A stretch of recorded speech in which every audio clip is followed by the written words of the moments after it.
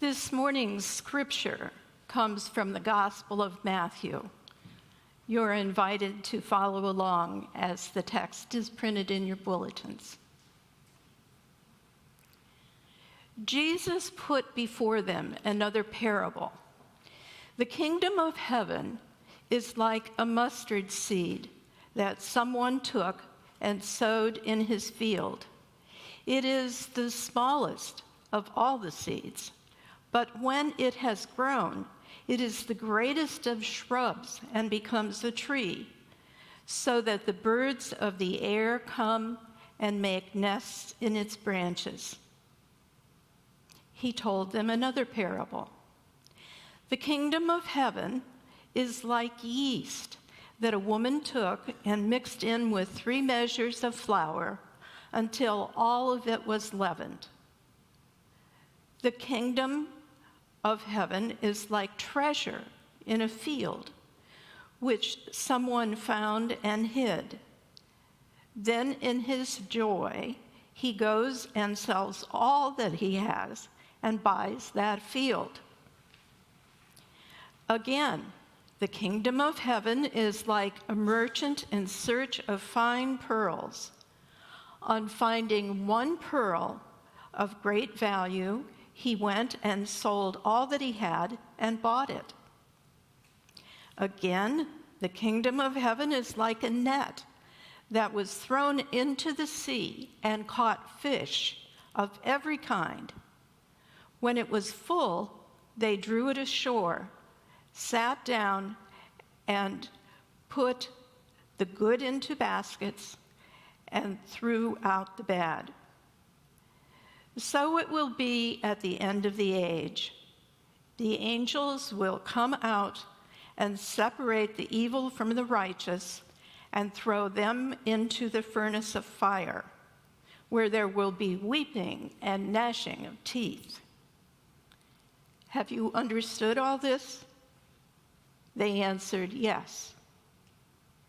And he said to them, therefore, every scribe who has been trained for the kingdom of heaven is like the master of a household who brings out of his treasure what is new and what is old. There ends the reading.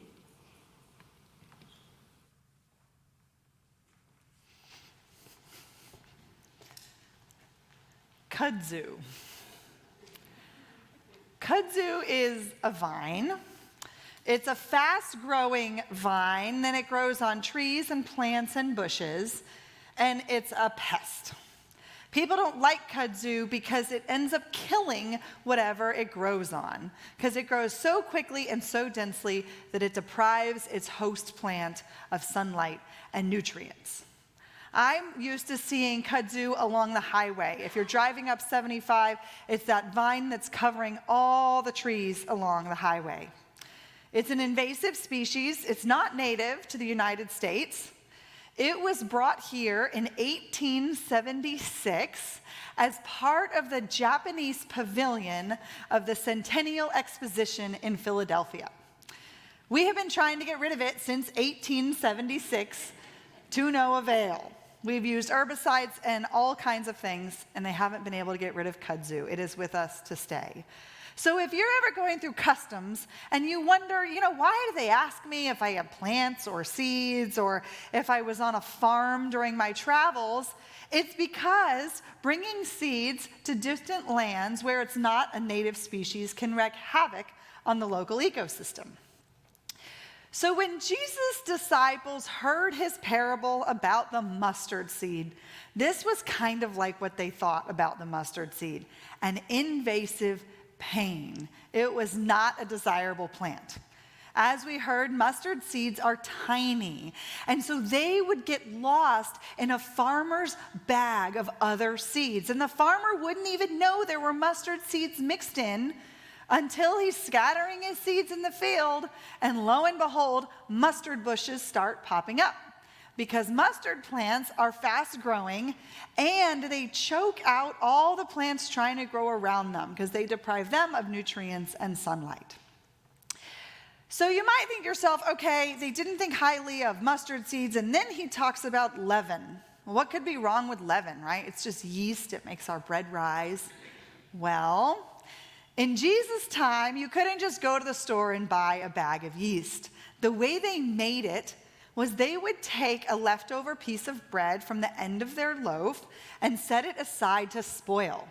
And that bread would grow new yeast, and they would use that in the next loaf that they baked. But it was also dangerous because if they let the loaf spoil too long, the leaven became poisonous and it could kill you. So Jesus is comparing the kingdom of heaven to an invasive plant and a poisonous agent. This is probably not what Jesus' disciples were envisioning, although mustard seeds and leaven are powerful. If you think about it, right? A tiny little seed, which has the power to grow up in a field and grow quickly. And then you have this leaven, and you only need a tiny bit to make a whole loaf of bread rise. But that's not the kind of power Jesus' disciples were envisioning. They probably wanted to hear him preach about kings and rulers and princes and military leaders and revolutionary leaders. But their leader is going on talking about seeds and plants and bread and fields and pearls and fish. They probably wanted him to talk about chariots of fire and voices booming down from heaven and Jesus' followers being lifted up into positions of power. And I think it's really amusing in this text. It slipped right in there. Jesus asks the people who are listening to him, do you understand everything I'm saying? And we can imagine in a unison chorus, they said yes. But I don't think that's historically accurate. Now, I can understand why it would have been bad marketing for Jesus' PR team to write, no, we don't understand, sorry, Jesus, right? Like the writer of the Gospel of Matthew is trying to get people to follow Jesus, so of course he's going to write that they understood him. But they were probably perplexed. What's this guy going on about, these mundane, everyday things? We want to hear about real power and might and a kingdom. But Jesus is telling us that the kingdom of heaven is the stuff of everyday life. The things we engage with every day, a loaf of bread and a cup of wine. The ubiquitous, regular, mundane things. And this is such a salient reminder for us to look for evidence of the kingdom of heaven all around us as we're going through our routines. The kingdom of heaven is two people sitting at a table laughing together. The kingdom of heaven is enjoying a cup of tea just the way you like it prepared. Here in Florida, the kingdom of heaven is sitting inside air conditioning when it is sweltering outside. Let us not take air conditioning for granted. The kingdom of heaven is a flower pushing through the dense leaves, demanding access to sunlight. The kingdom of heaven is a child dipping her toes in the ocean for the first time. The kingdom of heaven is a dog finding a bone buried in the backyard that it buried months ago. The kingdom of heaven is a good night's rest. The kingdom of heaven is getting lost in a good book and losing track of time. Every week, I write my sermons at home, and I sit in the same sermon writing chair of my house, and the chair is next to a big window. And the window looks out upon the lake. I call it a lake, more like a pond, behind our house. And this past week, I was trying to write my sermon in my chair, and I kept getting distracted because I'm looking out the window at the pond, and there were so many ducks out there, more than usual. All these ducks swimming around, chasing each other in the pond, coming up on the banks, running around, even little cute ducklings. And I'm sitting here trying to write my sermon about the kingdom of heaven and how it's present in everyday life, and I thought to myself, the kingdom of heaven is ducks swimming on a pond. The kingdom of heaven is all around us. It is not separate and apart and distant. It's not another realm. It's not paradise. It's not some idealized version of reality that we've envisioned that we want to create. The kingdom of heaven is here and amongst us. And it might seem like the text we heard this morning was kind of like a compilation of Jesus' greatest hits of his parables. There's so many in there. And it might seem kind of random, and you wonder, what do all of these different stories have anything to do with each other? But there's a thematic thread that runs through all of them, which is that each thing that Jesus lifts up as an example of the kingdom of heaven has something hidden in it. I mentioned the tiny mustard seeds that get lost in the farmer's basket, and they're hard to control, and they don't even know they planted them until they start popping up. Well, the leaven, we heard the English word mixed, but the transliteration from Greek is not mixed, it's encrypt. It's the woman encrypted the leaven into the measures of flour, implying that she did it in kind of a sneaky and surreptitious way. And then, of course, we have the farmer finding the hidden treasure in the field. That's pretty obvious about hiding. And then the merchant finding the pearl. The merchant found this pearl that he'd been looking for years, and it was hidden, and it was so valuable that he sold all he had to buy it when he found it. The kingdom of heaven is all around us, but it's hiding just below the surface. And we have to attune our senses to it. Have our 5 senses vibrate on a higher frequency so that what we see when we walk around the world and go through about our daily lives looks a little bit different. And we're able to see evidence of the kingdom of heaven all around. And we need to practice seeking evidence of the kingdom of heaven when things are going well, right?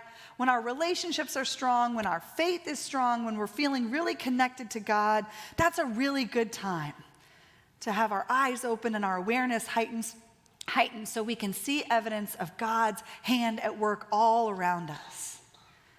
Because there are seasons in our lives when we look out at our life and it just looks desolate.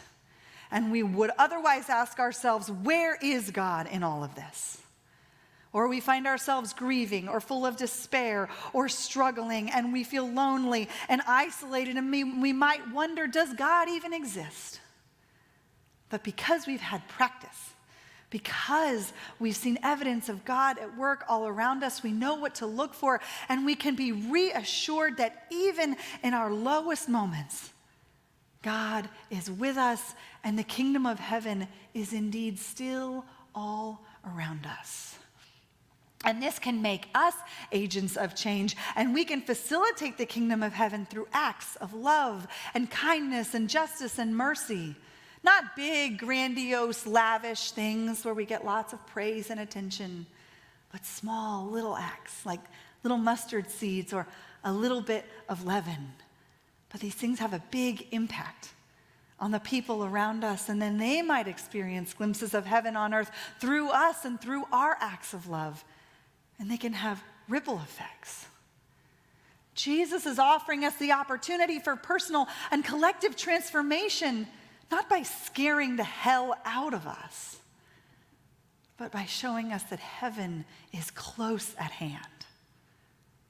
Do you see it? It's hiding in plain sight.